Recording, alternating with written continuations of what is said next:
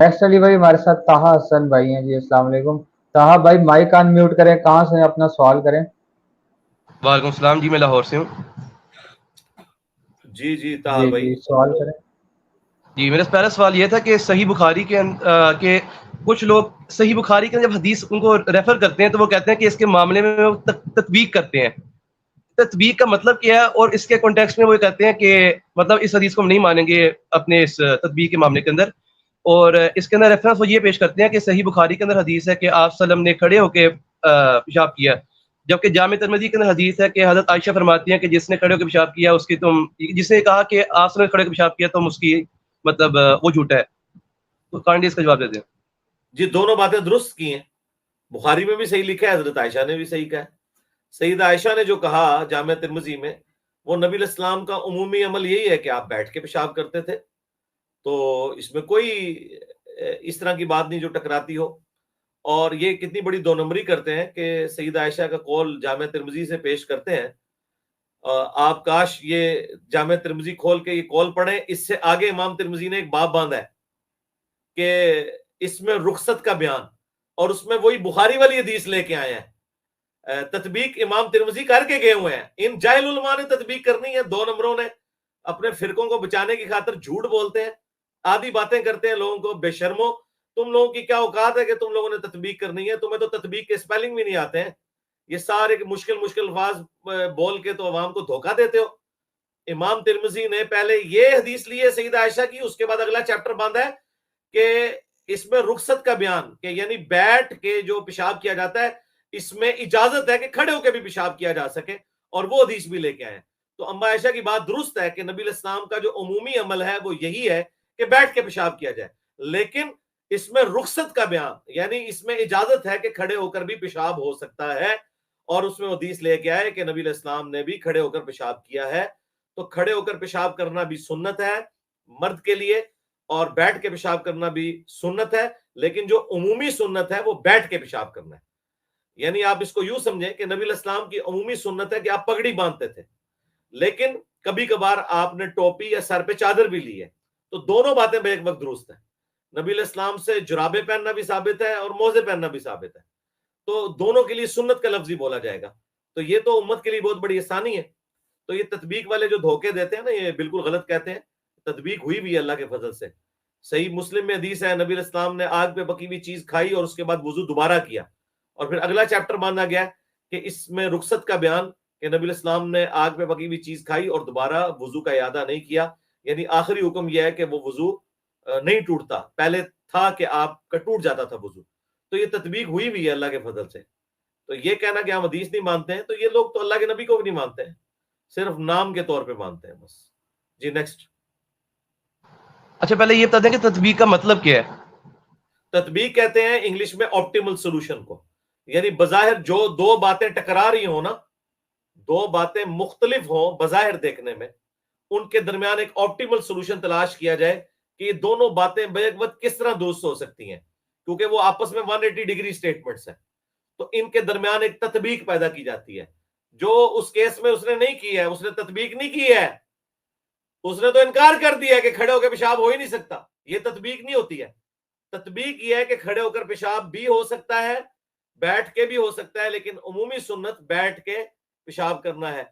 تو تطبیق یہ ہے کہ آپٹیمل سولوشن، دو بظاہر ٹکرانے والی چیزوں میں درمیان کا راستہ کیا ہے کہ یہ بات بھی اپنی جگہ پہ درست ہے، وہ بات بھی اپنی جگہ پہ درست ہے. اور اس میں کئی ایک چیزیں ہو سکتی ہیں، جس طرح میں نے آپ کو ایک مثال دی کہ ایک حکم پہلے تھا بعد میں منسوخ ہو گیا.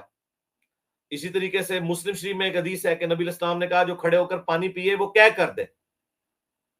اور بخاری میں حدیث ہے کہ حضرت علی رضی اللہ تعالیٰ عنہ نے اپنے دور خلافت میں، یعنی نبی علیہ السلام کی وفات کے آلموسٹ 25 سال کے بعد، لوگوں کو مسجد میں وضو کا طریقہ سکھایا. اس کے بعد انہوں نے کھڑے ہو کے پانی پیا اور کہا کہ میں نے دیکھا ہے کہ اہل کوفہ اس کو معیوب سمجھتے ہیں، حالانکہ میں نے نبی علیہ السلام کو کھڑے ہو کر پانی پیتے ہوئے دیکھا ہے.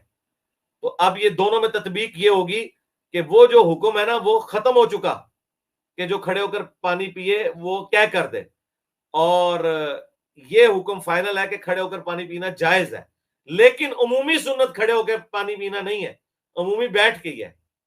ایون زمزم بھی آپ نے بیٹھ کے ہی پینا ہے. یہ جو پبلک میں مشہور ہے کہ زمزم کھڑے ہو کے پینا ہے، وہ حرم مکہ کے اندر نبی علیہ السلام نے وہاں کھڑے ہو کر وہ زمزم پیا تھا. یہ ضروری نہیں ہے کہ آپ نے کھڑے ہو کے ہی زمزم پینا ہے, زمزم بھی آپ بیٹھ کے پی سکتے ہیں. تو اس کو کہتے ہیں آپٹیمل سولوشن. دو بظاہر سٹیٹمنٹ جو ٹکرا رہی ہوں ان کے درمیان جو حق کا راستہ ہے اسے تلاش کرنا, اسے تطبیق کہتے ہیں عربی کے اندر بھی اور اردو میں بھی. ٹھیک ہو گیا جی؟ ہاں جی, یہ 2 سوال ہو گئے آپ کے. ہو گئے سوال؟ اچھا یہ دوسرا سوال کاؤنٹ ہو گیا. چلے کر لو یار, کرو کرو کرو جلدی کرو. اچھا یار میرا یہ سوال تھا کہ صحیح بخاری کے اندر حدیث ہے کہ آپ نے فرمایا کہ قبروں پہ اوپر عمارت مطلب منع فرمایا اس سے, تو اس کے بخاری میں نہیں ہے, مطلب بخاری میں نہیں ہے, اچھا مسلم میں ہے. سوری مسلم کے اندر ہے. تو اس کے مطلب اس کو جب اس سے ہم ڈسپروو کر جاتے ہیں کہ مزارات بنانا حرام ہے, تو اس کے جواب میں وہ کہتے ہیں کہ آپ وسلم خود حجرہ عائشہ کے اندر دفن ہوئے, اس کے بعد حضرت ابوبکر بھی وہاں پر دفنائے گئے, پھر اس کے بعد حضرت عمر بھی وہاں دفنائے گئے. تو اس کے ساتھ یہ کہہ سکتے ہیں کہ ایک قبر کو دفنانے سے پہلے اگر ایک عمارت بنا لیں پھر اس کے اندر دفنا دیں تو یہ جائز ہوگا؟ تو اگر یہی مطلب تھا تو حضرت عثمان غنی, حضرت علی نے اپنی وفات سے پہلے اپنے مزار جو بنوائے تھے وہ کدھر ہیں؟ یہ تو کسی جاہل آدمی کے دماغ میں بھی نہیں ہے, یہ شیطان ہی ان کا استاد ہے جو انہیں یہ باتیں پڑھاتا ہے. تو ان باتوں کے جواب بھی میرے بھائی میں آج سے تقریباً 12 سال پہلے ریکارڈ کرا کے چیپٹر کلوز کر چکا ہوں.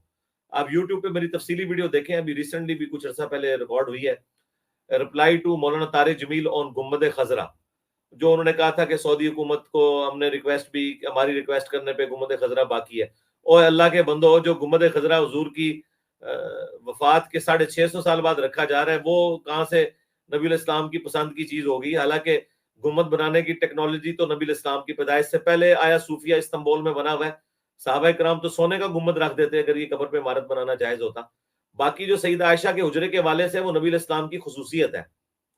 نبی علیہ السلام کی خصوصیت یہ ہے کہ ترمذی میں حدیث ہے کہ نبی کو وہیں پہ دفن کیا جاتا ہے جہاں پہ فوت ہوتا ہے. نبی علیہ السلام نے حجرہ عائشہ قطعاً اس لیے نہیں بنوایا تھا کہ میری وفات کے بعد مجھے یہاں مزار کے اندر دفن کرنا, بلکہ آپ کی ڈیتھ وہاں ہوئی تھی اور ترمذی میں الفاظ ہے اس وجہ سے وہاں ان کو دفنایا گیا. اب رہ گیا حضرت ابوبکر اور عمر کو, تو حضرت ابوبکر اور عمر کے لیے کوئی حجرہ نہیں تعمیر کیا گیا, ان کو صرف نبی علیہ السلام کے اس حجرے میں جو جگہ خالی تھی اس کے اندر دفنایا گیا, ان کے لیے کوئی حجرہ نہیں بنایا گیا. وہ جو حجرہ تھا وہ آلریڈی حضرت عائشہ کا گھر تھا, اور چونکہ نبی علیہ السلام نے فرمایا تھا کہ نبی کے لیے جو پسندیدہ جگہ ہے وہاں اللہ تعالیٰ اسے موت دیتا ہے, تو حضرت ابوبکر نے کہا اس کی وجہ سے نبی علیہ السلام کی قبر اطہر جو ہے وہ آپ کی اس چرپائی کے نیچے کھودی جائے جہاں آپ کی ڈیتھ ہوئی ہے. تو یہ نبی علیہ السلام کی خصوصیت تھی, اور آپ کی قبر کے اوپر کوئی بلڈنگ نہیں بنائی ہوئی, نہ آپ سے پہلے بنائی ہوئی تھی بلڈنگ, وہ تو اللہ تعالیٰ نے وہاں انہیں فوت کیا. اگر نبی علیہ السلام اس بلڈنگ سے باہر فوت ہوتے تو یقیناً آپ کی قبر مبارک کے اوپر کوئی قبہ, کوئی یہ اس طرح کا معاملہ نہ ہوتا. تو یہ بالکل چیز ہی بالکل ڈیفرنٹ ہے, اس کا کوئی لینا دینا نہیں اس کے ساتھ. اور پھر نبی علیہ السلام جب خود فرما رہے ہیں کہ قبروں پہ عمارتیں نہیں بنانی ہے, اس کے بعد کوئی بندہ یہ جرت کرے کہ جی میں پہلے ہی بنوا کے رکھ لیتا ہوں, تو اس کا مطلب ہے کہ تو اللہ کے نبی کا غدار ہے. ٹھیک ہو گیا جی؟ مجھے بس یہ کنفیوژن ہے کہ پھر حضرت ابوبکر اور پھر حضرت عمر کو وہاں پر دفنایا کیوں گیا میں نے تھا؟ جواب دے دیا نا, آپ سٹریم سے باہر ہو گئے تھے, میں نے جواب دے دیا, بعد میں ریکارڈنگ سن لیجیے گا. چلیں ٹھیک ہے, ٹھیک ہے, اور وہ ویڈیو بھی دیکھ لیجیے گا. ٹھیک ہے سر دوبارہ دیکھیے مسئلہ کون سا کیا کہہ رہے ہیں آپ؟ 26 نمبر مسئلہ بھی ہے, اور جو پرانا میرا 12 سال پہلے, اور جو یہ طارق جمیل سال والا ہے رپلائی ٹو طارق جمیل آن گنبد خضرا. ٹھیک ہو, ٹھیک ہو گیا, شکریہ جی. اللہ حافظ. فی امان اللہ, اللہ حافظ.